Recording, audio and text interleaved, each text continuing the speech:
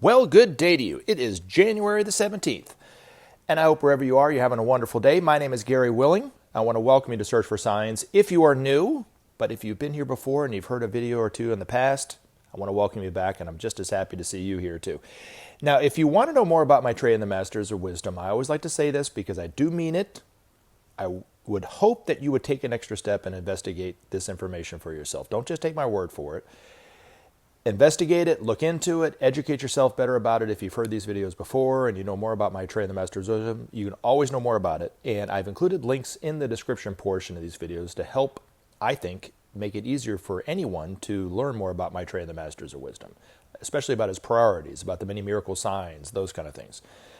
And if you want a place to start, I would definitely check out the Share International site first. But anyway, they're there for you if and whenever you want to do it. Now, if you want to join the discussion and learn more about Maitreya and the Masters of Wisdom, you can always listen to more videos. You can join the discussion, post comments, post your question in the comments section. Email me at searchforsigns@mail.com.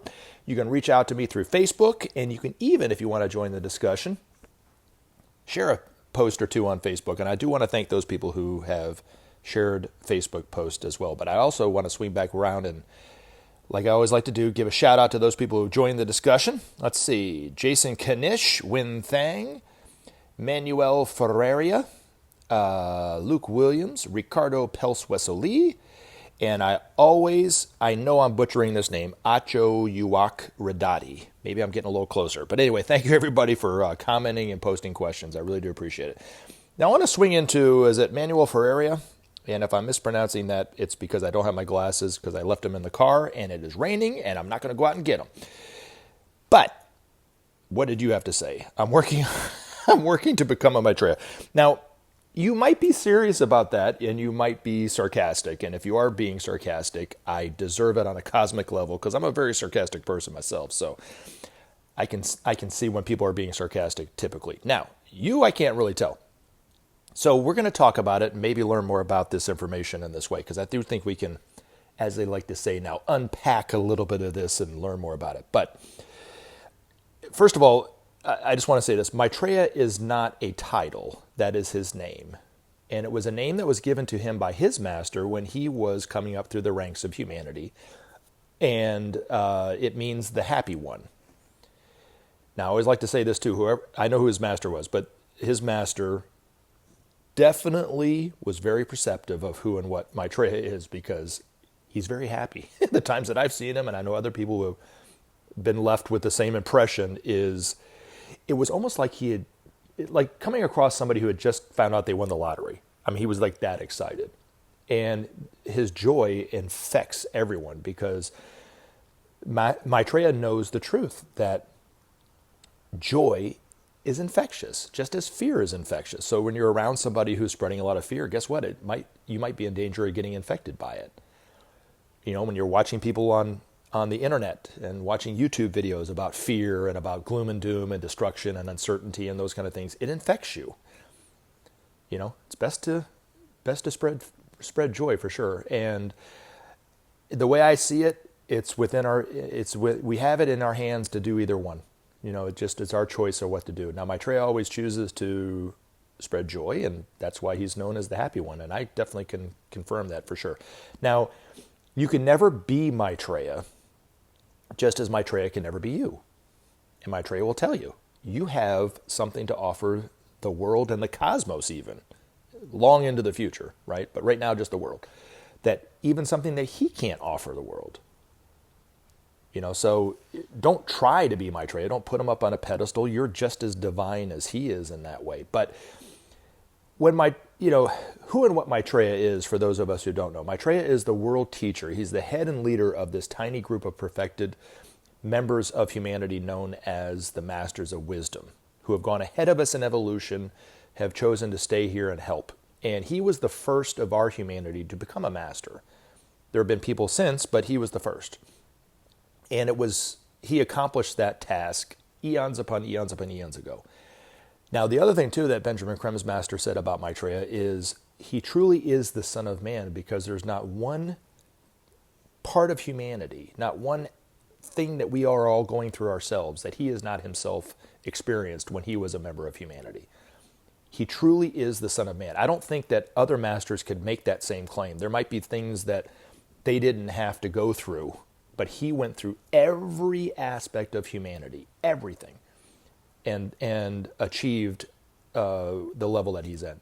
And then he took it a step further, and he not only he started to manifest his own divinity just as all these other masters do, but he even took it, because of the path that he's on as a master, he took it another step, and he now literally embodies the love nature and the divinity of God in that way. That's what makes him a Christ. So when I, and myself and others who know who and what Maitreya is, refer to him as the Christ, we're not referring to him as a demigod in place of Jesus. We're looking at it from the esoteric viewpoint that he embodies the love nature of God, really. Now, typically, the world teacher, because he's been the world teacher for the last 2,000 or so years, and he'll be the world teacher for the next 2,000 years. But typically, the world teacher, when they were trying to get their information out to humanity, to kind of show humanity the way forward, was always indirectly through one of their disciples. Jesus is a textbook example of it, because that's exactly what he was. He was the world teacher for the age of Pisces. Now, Christians put him up on a pedestal, and they did this not when Jesus was alive, but after Jesus had passed away. And they put him up on a pedestal, and they worship him as God. Well, from the Ageless Wisdom Teachings perspective, which is the perspective that I'm speaking, that's an ideological myth. There is no only true Son of God, but yet they are convinced that that's true. Jesus was just a very, very advanced disciple when he was in Palestine, and Maitreya worked through him telepathically, gave his teachings out to humanity. It spread to the followers of Jesus. Jesus passed away, and it took 2,000 years to get to the point where pretty much everybody in the world knows at least one sentence from the Bible, I guess, most of humanity, right? Whether we apply the teachings of Jesus is a whole other thing. But, we at least intellectually know about it, right? Now, Maitreya is coming back this time himself, along with his group of masters. He's not going to be working through a disciple like he did 2,000 years ago, or the Buddha working through Gautama Buddha at that time did, and those kind of things. Because that was the age-old way that it was done. Now, there was a time, let me circle back around real quick.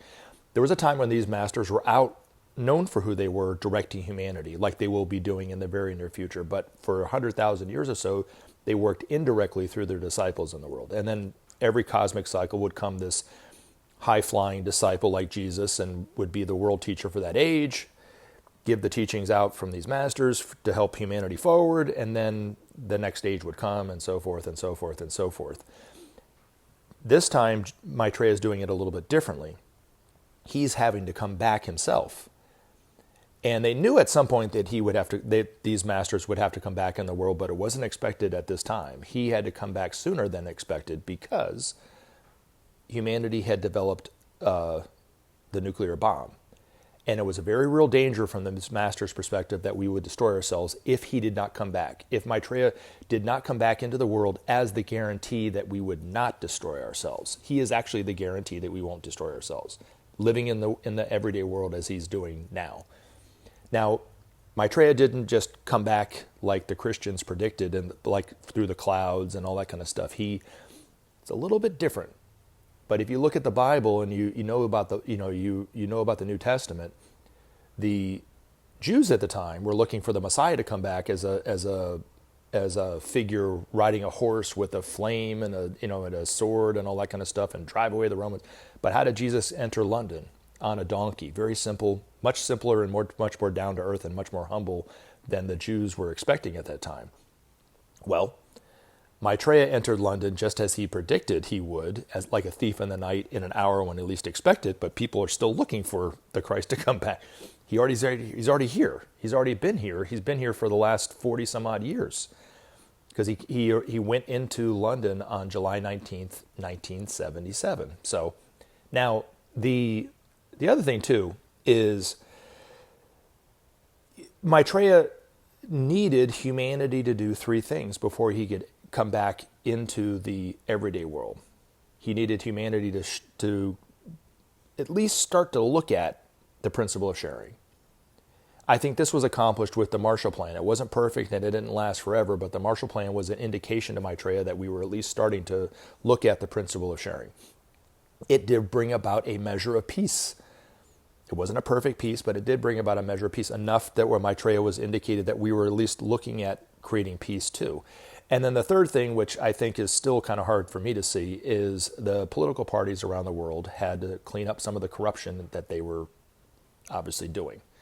So we at least did those three things to enough to indicate to Maitreya that we were ready. And then he came back into London. Now, I want to kind of bring it down to earth a little bit and talk a little bit more about what Maitreya might mean for each and every one of us personally, okay?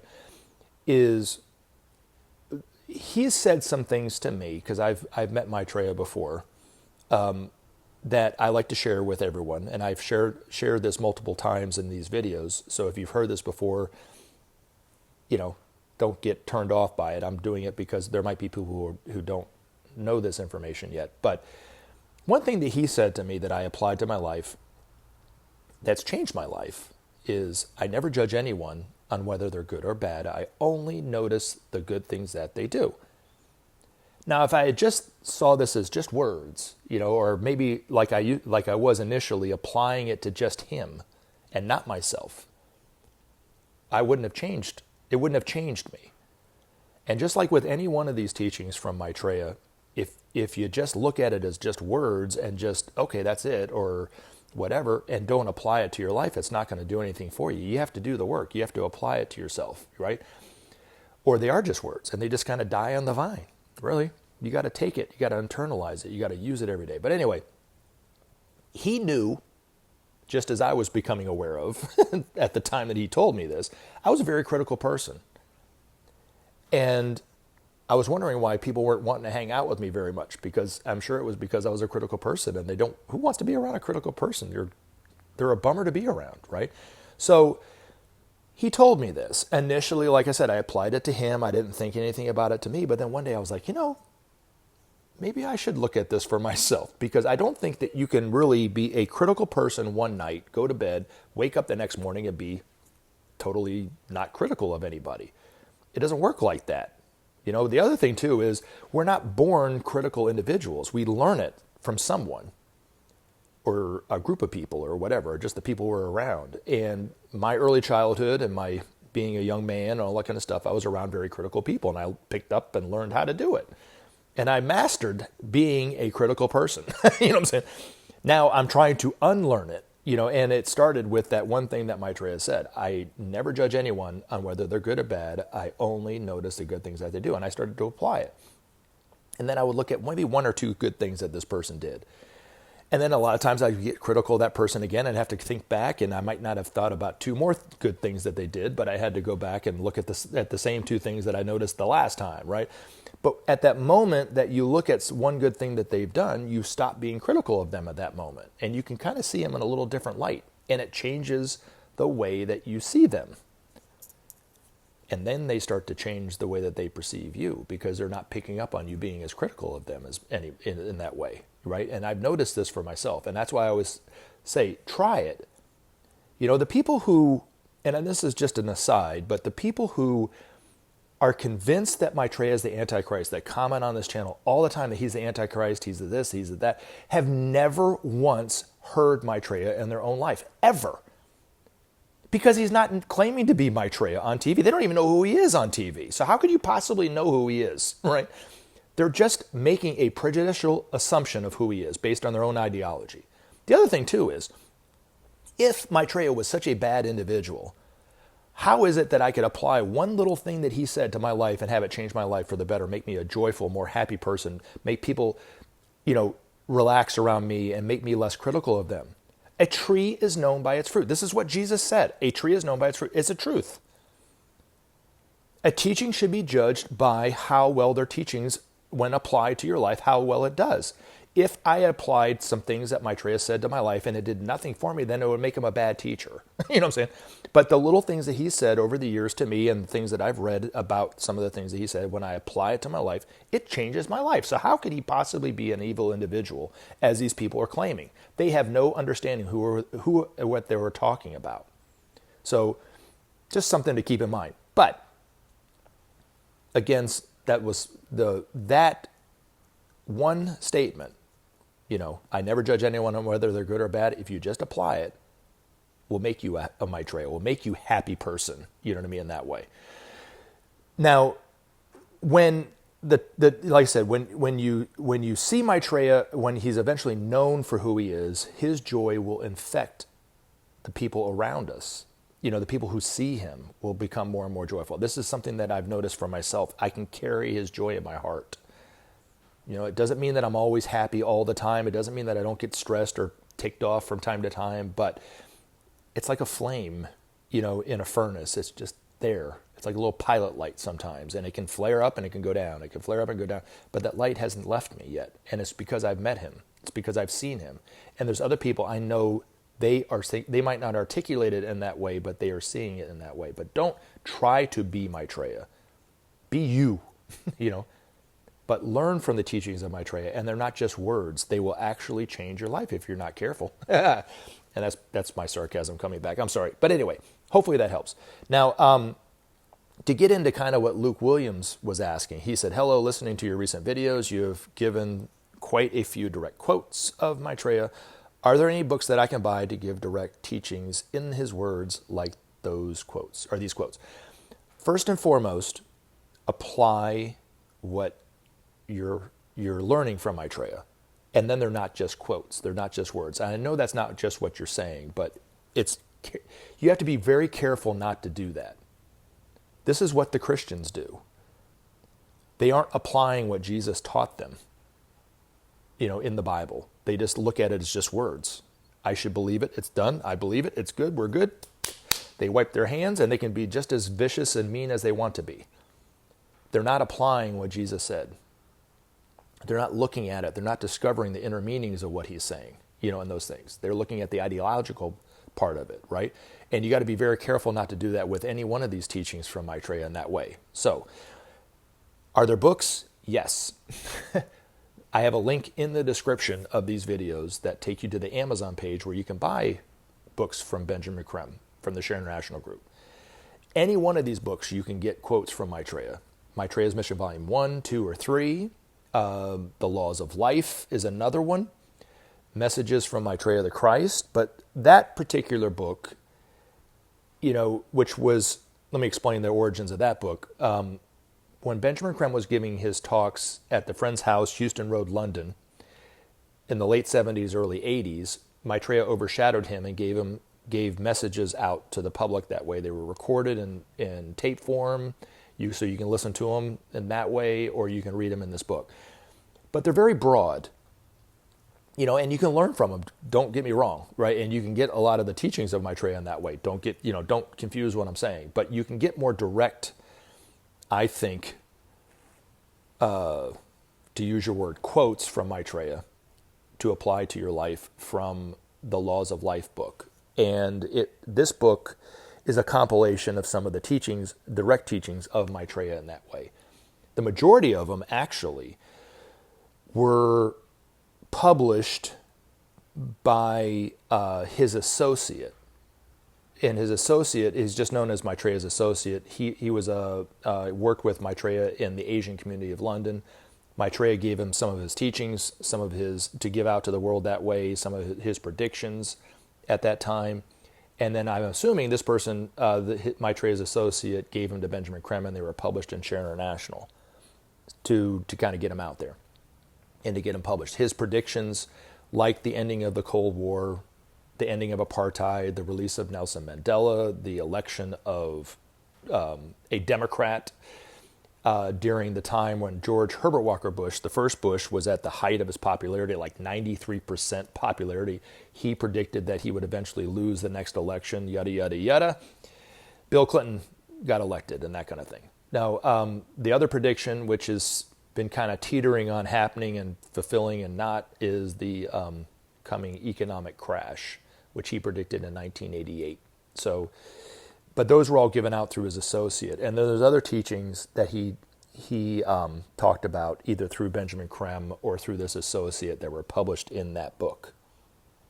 And then, so the other thing too, and they're not in book form. I know you were asking about a specific books, but if you go to the Share International YouTube page, you can actually see videos from Benjamin Creme, whether he's talking to the public through one of his lectures or through a press conference or something like that, and he always drops little tidbits of what Maitreya said.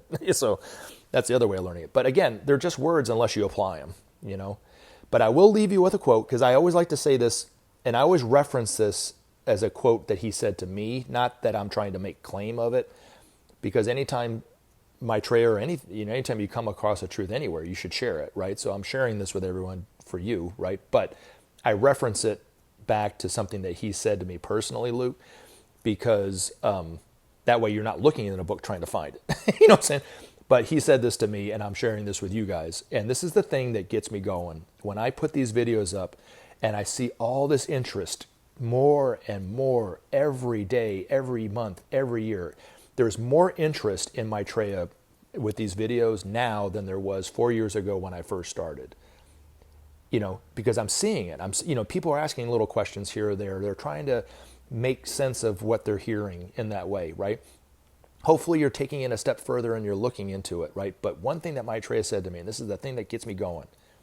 Are you listening? He said, "You're going to see me on TV real soon, and we're going to change the world together." You guys have a great day. I love you. Take care. Stay safe. And I look forward to putting up videos in the future. Take action and help SOP save our planet. Thanks for listening, and we look forward to talking to you again in future videos.